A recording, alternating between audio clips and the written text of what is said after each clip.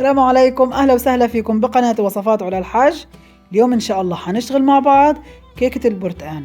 قد ما نعمل كيك بتضل كيكة البرتقان رقم واحد على الإطلاق بلا منازع.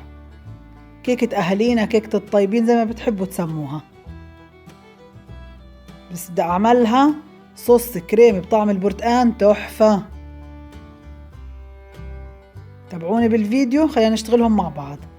نبدأ بسم الله.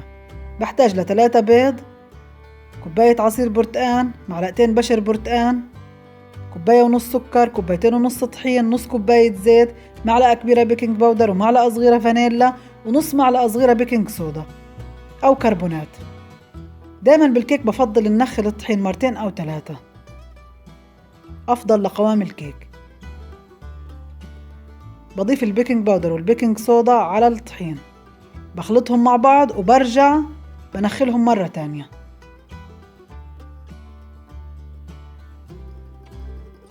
هيك تمام. البيض بضيف له الفانيلا،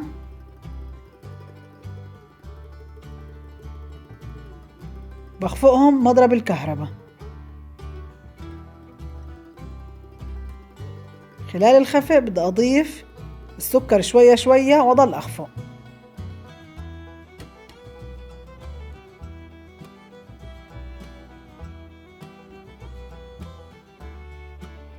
بضيف الزيت، بضل أخفق.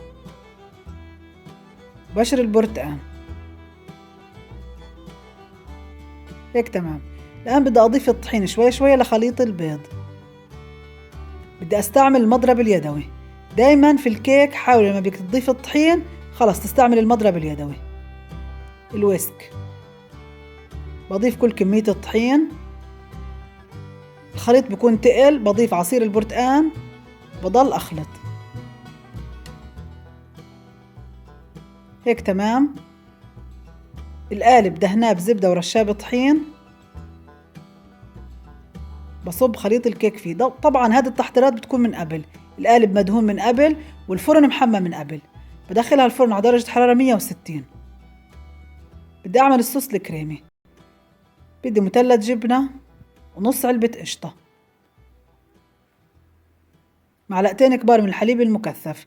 طريقته موجودة بالقناة، هحط لكم الرابط في مربع الوصف إن شاء الله. بدي أضيف نص كوباية من عصير البرتقان ومعلقة صغيرة من بشر البرتقان، وبدي أضربهم بالبلندر. هيك الصوص صار جاهز.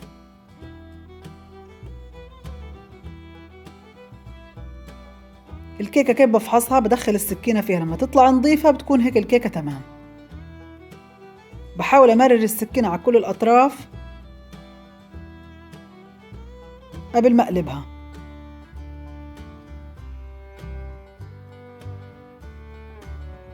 وهيك الكيكة تحفة. بعد ما بردت بصب عليها الصوص الكريمي،